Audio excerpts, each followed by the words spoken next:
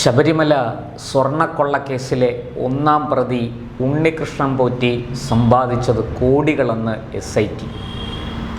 ഇത് സംബന്ധിച്ച് SIT ഏറ്റവും ഒടുവിൽ പുറത്തുവിട്ട വിവരങ്ങളിൽ പറയുന്നത് കേരളത്തിലും ബംഗളൂരുവിലുമായി ഏതാണ്ട് 30 കോടി രൂപയിലധികം വില വരുന്ന സ്വത്തുവകകൾ പോറ്റിക്ക് ഉണ്ട് എന്നാണ്.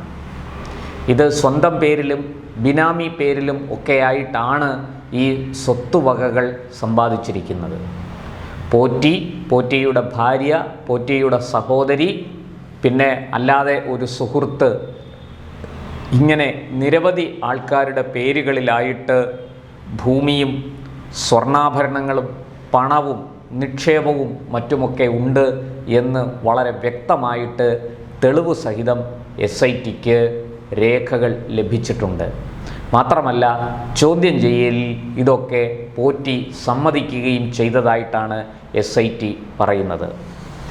കേരളത്തിൽ മലയങ്കീഴ്, അതുപോലെ തന്നെ കാട്ടാക്കട, കഴക്കൂട്ടം, ഈ വില്ലേജുകളിലായിട്ട് കഴക്കൂട്ടം, മലയങ്കീഴ് സബ് രജിസ്ട്രാർ ഓഫീസുകളുടെ പരിധിയിൽ വരുന്ന ഭൂമി രജിസ്റ്റർ ചെയ്ത് പോറ്റിയുടെ സ്വന്തം പേരിലാക്കിയതിൻ്റെ രേഖകൾ ലഭിച്ചു. അതുപോലെ തന്നെ ബംഗളൂരുവിലും ഇതുപോലെ പോറ്റിയുടെ പേരിലും മറ്റൊരു സുഹൃത്ത് രമേശ് റാവുവിൻ്റെ പേരിലും ഭൂമി, സ്വത്തുക്കൾ ഇത് ഉണ്ട്. അന്വേഷണ ഉദ്യോഗസ്ഥർക്ക് ഇത് സംബന്ധിച്ച തെളിവുകൾ ലഭിച്ചിട്ടുണ്ട്, ഡോക്യുമെൻറ്റ്സ്, രേഖകൾ ലഭിച്ചിട്ടുണ്ട്. പോറ്റി തന്നെ ഇക്കാര്യം സമ്മതിക്കുകയും ചെയ്തിട്ടുണ്ട്. ഏതാണ്ട് 2020 ശേഷമാണ് ഈ 30 കോടിയിലധികം രൂപയുടെ സ്വത്തുക്കൾ പോറ്റി സ്വന്തമാക്കുന്നത്. 2005 ശേഷമാണ്, 2006 കാലഘട്ടത്തിലാണ് പോറ്റി ശബരിമലയുമായിട്ട് ബന്ധപ്പെട്ട് തുടങ്ങുന്നത്. അത് ബംഗളൂരുവിലെ ജാലഹള്ളി ക്രോസ് എന്ന് പറയുന്ന സ്ഥലത്തെ ജാലഹള്ളി അയ്യപ്പ ക്ഷേത്രത്തിൽ പൂജാരിയായിരുന്ന, കീഴ്ശാന്തിയായിരുന്ന ഉണ്ണികൃഷ്ണൻ പോറ്റി നമ്മുടെ തന്ത്രി കണ്ഠരര് രാജീവരുമായിട്ട് പരിചയത്തിലാകുകയും ആ പരിചയം മുഖേന ശബരിമലയിലെത്തുകയും ചെയ്തു എന്നാണ് ലഭിക്കുന്ന വിവരം. പോറ്റിക്ക് മലയാളം കൂടാതെ തമിഴ്, തെലുങ്ക്, കന്നഡ തുടങ്ങിയ ഭാഷകൾ സംസാരിക്കാൻ അറിയാം. ഇത് കണ്ഠരര് രാജീവർക്ക് വലിയ സഹായമായി. കാരണം മറ്റ് സംസ്ഥാനങ്ങളിൽ നിന്ന് വരുന്ന കർണാടക, തെലുങ്കാന, ആന്ധ്ര, തമിഴ്നാട് തുടങ്ങിയ സംസ്ഥാനങ്ങളിൽ നിന്ന് വരുന്ന ശതകോടീശ്വരന്മാരടക്കമുള്ള ഭക്തർക്ക് തന്ത്രിയെ നേരിൽ കാണാനും സംസാരിക്കാനും ഇടനില നിന്നത് പോറ്റിയാണ് എന്ന് SIT പറയുന്നു. അവരെ തന്ത്രിയുടെ മുറിക്ക് സമീപം കൊണ്ടുവരികയും തന്ത്രിയെ നേരിൽ കാണാൻ അവസരമൊരുക്കുകയും തന്ത്രിയിൽ നിന്ന് അവർക്ക് പ്രസാദം കൊടുപ്പിക്കുകയും ഒക്കെ ചെയ്തത് പോറ്റിയാണത്രേ. ഈ അരവണ മാത്രമല്ല, പൂജിച്ച നൂല് ഇവർക്ക് കെട്ടിക്കൊടുക്കുക, ശബരിമല ക്ഷേത്രത്തിനുള്ളിൽ വെച്ച് നൂല് പൂജിച്ച ശേഷം തന്ത്രിയെ കൊണ്ട് തന്നെ ഇവരുടെ കൈകളിൽ ബന്ധിപ്പിക്കുക. അതുപോലെ തന്ത്രിയുമായിട്ട് ഇവരുടെയൊക്കെ വസതികളിൽ, ചെന്നൈയിലും ഹൈദരാബാദിലും ബംഗളൂരുവിലും ഒക്കെയുള്ള വസതികളിൽ പോയി ഇവർക്ക് വേണ്ടി പൂജ നടത്തുക. പ്രത്യേകിച്ചും ശനിദോഷം അകറ്റാനുള്ള പൂജ. ഈ പൂജ ശബരിമല തന്ത്രിയെ കൊണ്ട് തന്നെ നേരിട്ട് ചെയ്യിക്കുക. ഇതൊക്കെ വലിയ രീതിയിൽ ഉണ്ണികൃഷ്ണൻ പോറ്റിക്ക് ഇത്തരം ആൾക്കാരുടെ ഇടയിൽ, ഈ ശതകോടീശ്വരന്മാരടക്കമുള്ള വലിയ വലിയ സമ്പന്നരുടെ ഇടയിൽ വലിയ മതിപ്പും സ്വാധീനവും ഉണ്ടാക്കി എന്നാണ് SIT പറയുന്നത്. ഇതിലൂടെ വലിയ രീതിയിൽ പോറ്റി പണം സമ്പാദിച്ചു.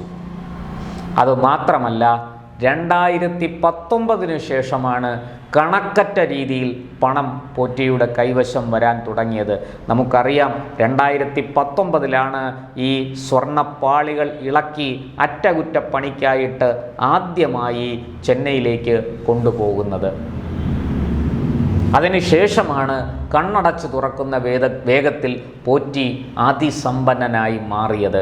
ഈ ബിനാമി ഇടപാടുകളിലൂടെ സ്വത്തുക്കൾ സമ്പാദിച്ചതും 2019 ശേഷമാണ് എന്ന് രേഖകൾ വ്യക്തമാക്കുന്നതായിട്ട് SIT പറയുന്നു. ഇത് സംബന്ധിച്ച് പ്രധാനപ്പെട്ട പത്രങ്ങളിലൊക്കെ വാർത്തകൾ വന്നിട്ടുണ്ട്. പല രീതിയിലുള്ള വാർത്തകൾ, പല രീതിയിലുള്ള സംഭവങ്ങൾ കോർത്തിണക്കി SIT കൊടുത്തിരിക്കുന്ന വിവരങ്ങൾ വർത്തമാന പത്രങ്ങളടക്കം പങ്കുവച്ചിട്ടുണ്ട്. നമ്മുടെ ചാനലുകളും ഇതൊക്കെ കഴിഞ്ഞ ദിവസം തന്നെ റിപ്പോർട്ട് ചെയ്തതാണ്. അതുപോലെ ഈ ദേവസ്വം ഭരണസമിതി അംഗങ്ങളെ ഈ പറഞ്ഞ കോടീശ്വരന്മാരുമായിട്ട് പരിചയപ്പെടുത്തുക, ഇവരെ തമ്മിൽ ബന്ധിപ്പിക്കുക, അതിന് ഇടനിലക്കാരനായി നിൽക്കുക എന്ന് മാത്രമല്ല, ശബരിമലയുമായി ബന്ധപ്പെട്ട് പലതരത്തിലുള്ള വികസന പ്രവർത്തനങ്ങൾക്ക് പണം കണ്ടെത്തേണ്ടി വരുമ്പോൾ ദേവസ്വം ബോർഡും ദേവസ്വം ഭരണസമിതി അംഗങ്ങളും, തിരുവിതാംകൂർ ദേവസ്വം ബോർഡ് പ്രസിഡന്റ് അടക്കമുള്ളവരുടെ കാര്യങ്ങളാണ് ഞാൻ പറയുന്നത്, അങ്ങനെ ഉള്ളവർ, ഈ ഭരണസമിതി അംഗങ്ങൾ, ദേവസ്വം മുതിർന്ന ജീവനക്കാർ ഒക്കെ ശബരിമലയിലെ വികസന പ്രവർത്തനങ്ങൾക്ക് പണം കണ്ടെത്താൻ വേണ്ടി പോറ്റിയെ ഉപയോഗിച്ചിട്ടുണ്ട്. പോറ്റിയാകട്ടെ തനിക്ക് പരിചയമുള്ള കോടീശ്വരന്മാരെ ശബരിമലയിൽ എത്തിച്ച് പ്രത്യേക പൂജകളും മറ്റും നടത്താൻ അവസരമൊരുക്കി അവരിൽ നിന്ന് ദേവസ്വം ബോർഡിന് ആവശ്യമുള്ള വികസന പ്രവർത്തനങ്ങൾക്ക് ആവശ്യമുള്ള പണം സ്പോൺസർഷിപ്പായിട്ട് വാങ്ങിക്കൊടുത്തിട്ടുമുണ്ട്. ഇതൊക്കെ പോറ്റി പറയുന്നത് താൻ നിസ്വാർത്ഥമായി ചെയ്തു എന്നാണ്. തനിക്ക് അതിൽ നിന്ന് 1 രൂപ പോലും താൻ കമ്മീഷൻ വാങ്ങിയിട്ടില്ല. പക്ഷേ മറ്റ് രീതിയിൽ പോറ്റി അത് വസൂലാക്കി എന്നാണ് SITയുടെ നിഗമനം. ഇങ്ങനെ സ്പോൺസർ ചെയ്യാൻ വേണ്ടി വരുന്ന കോടീശ്വരന്മാരായ ആൾക്കാരുടെ വീടുകളിൽ ചെന്ന് ശബരിമല തന്ത്രിയുടെ നേതൃത്വത്തിൽ പൂജകൾ ചെയ്തു കൊടുക്കുക, ശനിദോഷവും മറ്റും അകലാനുള്ള പൂജകൾ ചെയ്തു കൊടുക്കുക, അവരുടെ സാമ്പത്തിക പ്രതിസന്ധിയും പ്രയാസങ്ങളും തരണം ചെയ്യാൻ വേണ്ടുന്ന ചില പൂജകളൊക്കെ ചെയ്തു കൊടുക്കുക, അത് ഉണ്ണികൃഷ്ണൻ പോറ്റിയുടെ കാർമ്മികത്വത്തിലായിരുന്നു. ഉണ്ണികൃഷ്ണൻ പോറ്റിയാണ് അതിന് നേതൃത്വം നൽകിയത്, പൂജ ചെയ്യിച്ചത് ശബരിമല തന്ത്രിയെ കൊണ്ടാണെന്ന് മാത്രം. ഇത്തരത്തിൽ ഈ അതിസമ്പന്നരായ ആൾക്കാരും ഇപ്പുറത്ത് തന്ത്രിയും ദേവസ്വം ബോർഡ് ഭരണസമിതിയും ദേവസ്വം മുതിർന്ന ജീവനക്കാരും ഉന്നത പദവിയിലുള്ളവരുമൊക്കെ ആയിട്ടുള്ള ബന്ധത്തിന് ഇടനില നിന്ന പോറ്റി ശബരിമലയിലെ മുഴുവൻ കാര്യങ്ങളും തീരുമാനിക്കാൻ തുടങ്ങി എന്നാണ് SITയുടെ കണ്ടെത്തൽ. 2019 ശേഷം ശബരിമലയിൽ ഒരു ഇല അനങ്ങണമെങ്കിൽ ഉണ്ണികൃഷ്ണൻ പോറ്റി മൊഴിയണം, വാ തുറക്കണം എന്നുള്ള അവസ്ഥയായത്രേ. എന്തായാലും ഇത് സംബന്ധിച്ച് പുറത്തു വന്ന വിവരങ്ങളൊക്കെ വളരെ ഞെട്ടിക്കുന്നതാണ്. ഇതിനകത്ത് മറ്റൊരു കാര്യം കൂടി നമ്മൾ മനസ്സിലാക്കണം. ED അന്വേഷിക്കാൻ വന്നപ്പോഴാണ് SITക്ക് ജീവൻ വെച്ചത്. പിന്നെ SITയുടെ നടപടികൾ പലതും വേഗത്തിലായി. ഇപ്പോൾ KP ശങ്കരദാസിനെ അറസ്റ്റ് ചെയ്യുന്നത് ഉൾപ്പെടെയുള്ള നടപടിക്രമങ്ങളിലേക്ക് SIT പോയത് എന്തുകൊണ്ടാണ് എന്ന ചോദ്യം ഉയരുന്നുണ്ട്. എൻ്റെ ഉത്തരം ED ഈ കേസ് അന്വേഷിക്കാൻ തുടങ്ങി എന്നുള്ളത് കൊണ്ടാണ്. അതൊരു വശത്ത് നടക്കുമ്പോൾ മറുവശത്ത് CPMന്റെ സൈബർ പോരാളികൾ പറഞ്ഞു പരത്തുന്നത്, വെട്ടുകിളിക്കൂട്ടം നടത്തുന്ന പ്രചാരണം, ഇതാ ED ഈ കേസിൽ ഇടപെടുന്നത് ഈ കേസ് അട്ടിമറിക്കാൻ വേണ്ടിയാണ്, തന്ത്രിയെ രക്ഷപ്പെടുത്താൻ വേണ്ടിയിട്ടാണ്, ഇതിൻ്റെ പുറകിൽ BJP ആണ് കളിക്കുന്നത് എന്ന് ഒരു വശത്ത് സൈബർ വെട്ടുകിളിക്കൂട്ടം ആക്രമണം കടുപ്പിച്ചുകൊണ്ട് പറയുന്നു. ഇത്തരത്തിൽ വളരെ സങ്കീർണമായ ഒരു തലത്തിലേക്ക് ഈ കേസ് പോയിരിക്കുകയാണ്. പക്ഷെ ഒരു കാര്യം നമുക്ക് ഉറപ്പിക്കാം, ഒരു വശത്ത് ED അന്വേഷിക്കാൻ വന്നപ്പോഴാണ് ഇപ്പുറത്ത് ഈ പറഞ്ഞതുപോലെ SITക്ക് അനക്കം വെച്ചത് എന്ന കാര്യം നമുക്ക് അരിയാഹാരം കഴിക്കുന്ന ആർക്കും മനസ്സിലാകും.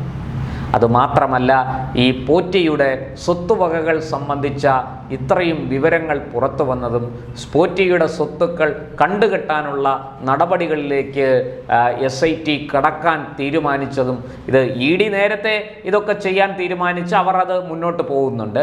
പക്ഷേ SIT ഇപ്പോൾ പോറ്റിയുടെ സ്വത്തുവകകൾ കണ്ടുകെട്ടാനുള്ള നടപടിക്രമങ്ങളുമായിട്ട് മുന്നോട്ട് പോവുകയാണ് എന്നാണ് ഏറ്റവും ഒടുവിൽ ലഭിക്കുന്ന വിവരം. എന്തായാലും ഈ SITയും EDയും 2 തട്ടിലായി നിൽക്കുന്നുണ്ടെങ്കിലും കേസിന് ജീവൻ വെച്ചിരിക്കുന്നു. ഇനി കൂടുതൽ അറസ്റ്റുകൾ ഉണ്ടാകുമെന്ന് പറയുന്നു. നമുക്ക് കാത്തിരിക്കാം. SITയുടെ അടുത്ത നടപടി എന്താണെന്ന് നോക്കാം, അതുപോലെ EDയുടെയും.